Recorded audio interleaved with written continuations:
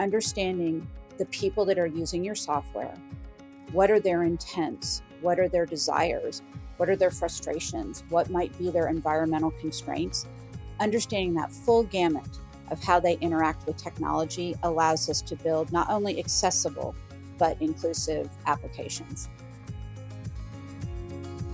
From Tyler Technologies, it's the Tyler Tech Podcast, where we explore the trends, technologies, and people shaping public sector innovation today. I'm your host, Josh Henderson, part of the corporate marketing team here at Tyler. We're glad to have you with us. Each episode, we bring you thought-provoking conversations on the tools and strategies driving our communities forward. If you enjoy our podcast, please consider subscribing, giving us a 5-star rating, and sharing the show with others. And in this special episode, we're reflecting on some of the most impactful conversations from 2024, all centered around the resident experience in the public sector. From streamlining payments to improving transportation, enhancing accessibility, and leveraging artificial intelligence, we'll explore how governments are using technology to better serve their communities. We'll hear from Morgan Jines, Tyler's Vice President of Payments, who shares how integrated payment systems meet evolving constituent expectations. Then Ted Thien, Vice President and General Manager of Transportation Software at Tyler, discusses how families now expect Uber-like transparency and efficiency in K-12 transportation. Elliot Flautt, Tyler's Director of State Data Solutions, explores how AI is transforming service delivery and enabling governments to anticipate resident needs.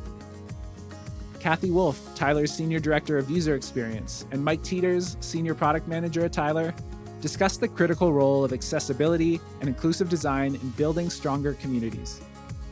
And finally, Christine Lim, Product Manager in Tyler's Data and Insights Division, highlights how AI simplifies access to government data and enhances transparency. These conversations showcase the innovative ways governments are enhancing the resident experience and breaking down barriers to access. Let's begin with Morgan Jines, Vice President of Payments at Tyler, as she explains how constituent-driven demands are shaping the future of government payment systems. We hope you enjoy the episode. Many local governments still use multiple payment vendors across different departments. This lack of integration with existing software, payment and financial management system, it's often cited as a key challenge. How can technology empower governments to effectively overcome these integration hurdles and still deliver a seamless payer experience? One problem with having disparate systems becomes, the complexity of having data in different places. And so you have different sources of truth and not a single source of truth. And that really creates a challenge for, you think back to, accounting and auditing. If they're having to go to multiple places to feed data to their auditors, or they're having to manage all of that data to search for payments, to search for transactions, it creates a lot of time that they have to work through, for both their internal processes, as well as if they're trying to help, a citizen or constituent that has come in and asked a question. And so having, whether it's an ERP system or, a tax system, whatever system of record that is, having all of those be fed through one single source of truth is incredibly important, to be able to remove those disparate systems and just improve not just the accuracy of the data, but the timeliness as well. Most of this is constituent driven. And so, as we see different demographics come along that start to have homes and start to pay utility bills or buy business permits, they have different expectations for how they pay. So one of the first ones that I think of is digital wallets, right? And then being able to make that payment directly from their phone or with Apple Pay. And so that certainly is one aspect of it. And I think the other one is just ease of use. So if the same individual needs to pay both their animal license, business license, their taxes, they wouldn't want to have to go to 2 or 3 different places to do that. They would be looking for one portal or, one place within their phone that they could go and take care of all these things at once. Maybe they even want to manage payment plans for an aging parent. So I would say constituents are really driving that. Then the technology and the ways that we can pay are continuing to grow. And so being able to adopt those different payment methods is certainly driving a lot of the government demands to be able to offer that to their citizens and constituents as well. As Morgan highlights in episode 103 of the podcast, the evolving needs of constituents are shaping how governments approach digital payment systems, prioritizing integration and ease of use. But seamless digital services aren't limited to payments. Expectations for transparency and efficiency are extending to other essential areas, like student transportation. Up next, from episode 101, Thien explains how these expectations are transforming K-12 transportation systems and creating new challenges for districts.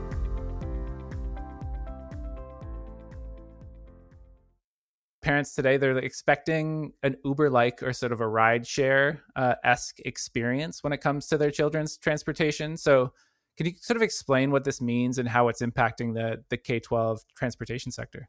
Yeah, it's really interesting to see what's happened here in the last couple of years. And what we're seeing is that the parents, when they're putting their children on the school buses, they want to have that same experience that they would be having in an Uber ride, right? They want to see where the vehicle is, how far away it is from, the stop. They want to know the driver's name, what kind of vehicle they're driving. They also want to know when it's gotten to their destination. They want to be able to track it the whole way. And that's a relatively new phenomenon. And then in order to have these applications, like an Uber-like application, or in Tyler's case, that would be our My Ride K-12 application, which is providing that visibility into that student's ride. That means a couple of things. We would call it the dispatch logs, but it's really that vehicle to driver to route association has to be kept up to date perfectly every morning. If you think about the Uber problem, so I've got basically one driver in one vehicle, picking up one person, taking them to one place. Maybe it's two or three riders, but most of the time it's one rider. Pretty easy problem to solve from a logistics point of view. In K-12 transportation, we have school districts with 20, 30, 40,000 riders riding hundreds of buses with thousands of stops, taking kids to hundreds of places every day. That's a much harder problem to solve, and it's more difficult to make sure that all of the pieces and all of the data reflecting that are perfect every day. TED's insights underscore how technology is responding to rising demands for transparency in services like student transportation. Beyond daily interactions, technology's potential goes even further. Artificial intelligence is enabling governments to anticipate needs and proactively serve their communities. In episode 108, Elliot Flautt discusses how AI is transforming public sector operations and enhancing resident engagement. How do you see AI sort of shaping these areas to improve outcomes and engagement for residents? I think this is really where we've started to see a little bit of opportunity start to come to life, and there's so much more potential that we're going to see in the coming years.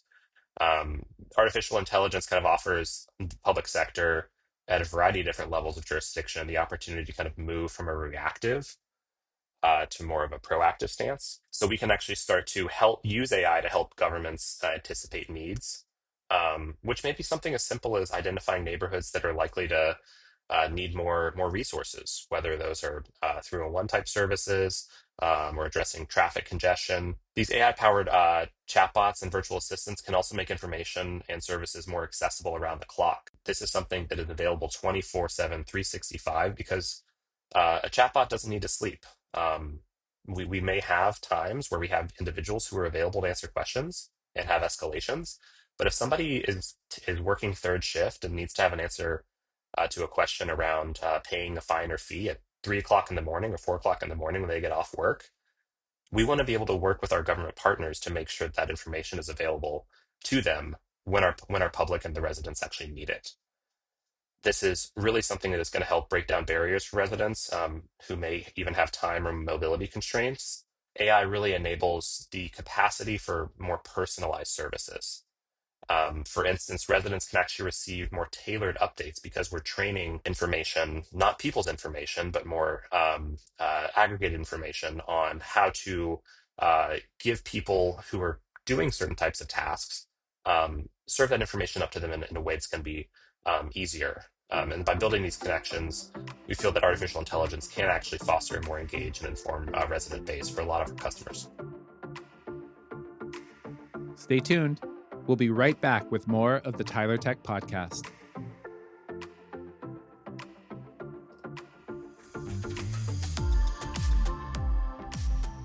Hey, Tyler Tech Podcast listeners. I'm Jade Champion, and I'm here with your host, Josh Henderson, to share some truly inspiring stories from the public sector. That's right, Jade. We're celebrating remarkable public sector organizations, transforming their communities with impactful technology and forward-thinking solutions. These organizations are achieving extraordinary results, from improving operational efficiency and enhancing resident engagement to ensuring equitable access to essential services. The stories we see each year are incredible, like agencies turning data into actionable insights or fostering trust through simpler, more transparent processes. And let's not forget the organizations leveraging cloud technology to expand access, boost security, and deliver better digital services to residents and businesses. The spirit of innovation and excellence is what drives the Tyler Excellence Awards, which honor organizations making an impact through technology. For the Tyler clients out there who are creating positive change, applications are now open to be recognized at Connect 2025 in San Antonio next May. And whether you're a Tyler client or not, be sure to check out our episode show notes for resources that celebrate inspiring stories from across the public sector. These stories are proof of what's possible when technology meets purpose. That's the kind of excellence worth celebrating. Now let's get back to the Tyler Tech Podcast.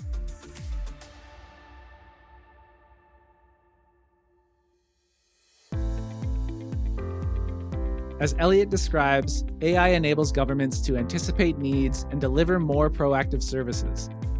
But as digital solutions evolve, ensuring these technologies remain inclusive and accessible to all is critical.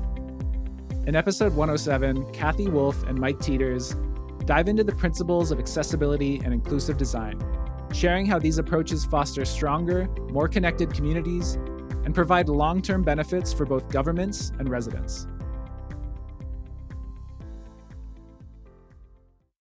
As somebody who focuses on accessibility and inclusive design in the software space, what would you say are the most important principles behind accessibility and inclusive design, and why is it critical for local governments to prioritize these in the digital services? I think the first thing we have to do is talk a little bit about what is inclusive design.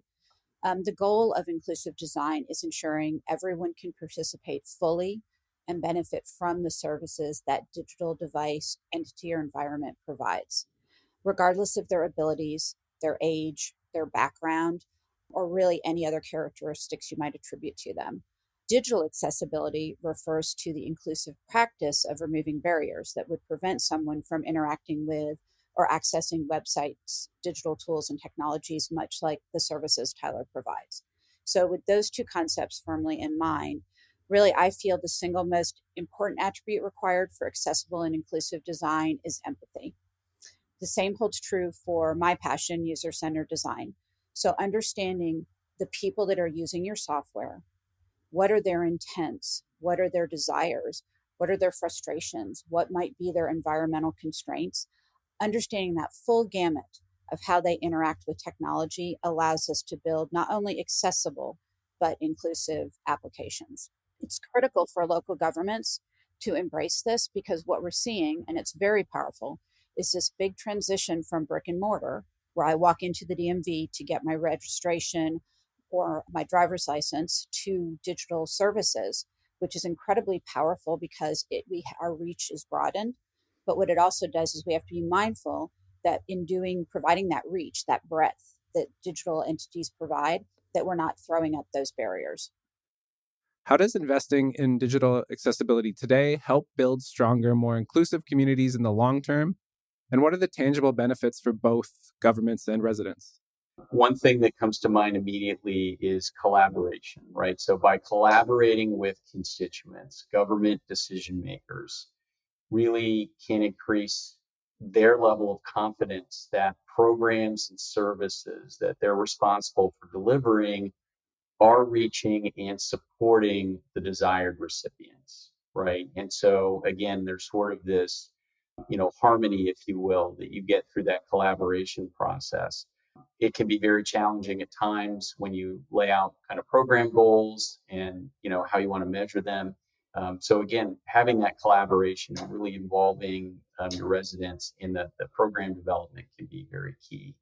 A second point here would be that investments around accessibility, inclusion, and other kinds of attributes, they really enable government to leverage community partners, right? And what I mean by that is typically a lot of the services that we're offering through government complement or kind of work with non-governmental organizations, right?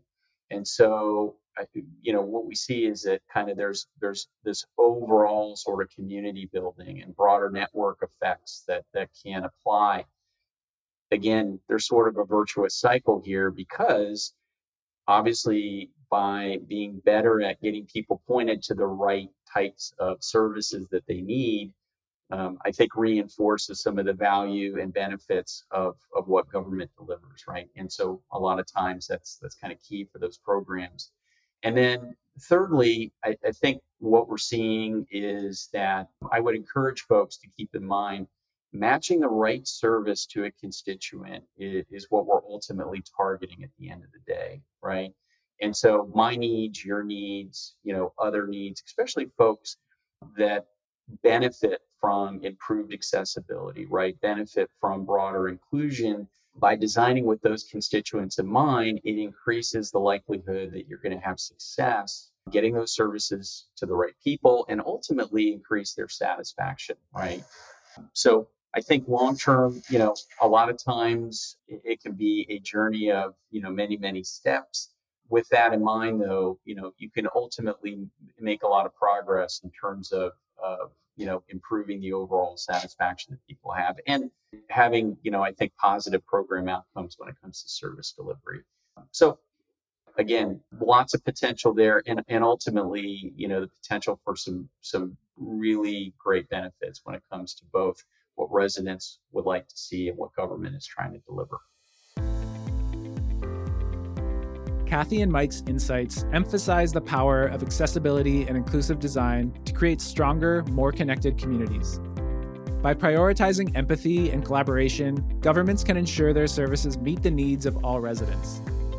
Building on this, Christine Lim explores how artificial intelligence is helping simplify government processes, enhance transparency, and make public services more efficient and responsive.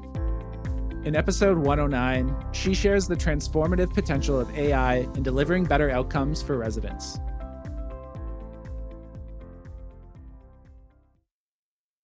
What potential does AI have to improve the efficiency, the responsiveness, or accessibility of public services? We have an incredible opportunity with AI, but we need to be able to be careful and plan carefully. So AI can help improve responsiveness by answering those frequently asked questions or help people navigate those complicated government processes even after business hours. So we've built something called Tyler's Resident Assistant that does things like this. And in talking to our customers, we've heard stories of how they're able to make game-changing decisions because instead of showing up Monday morning, having to go through all of these emails and calls, the resident assistant was able to handle over the weekend those conversations where people couldn't call during business hours or who struggled with using the websites.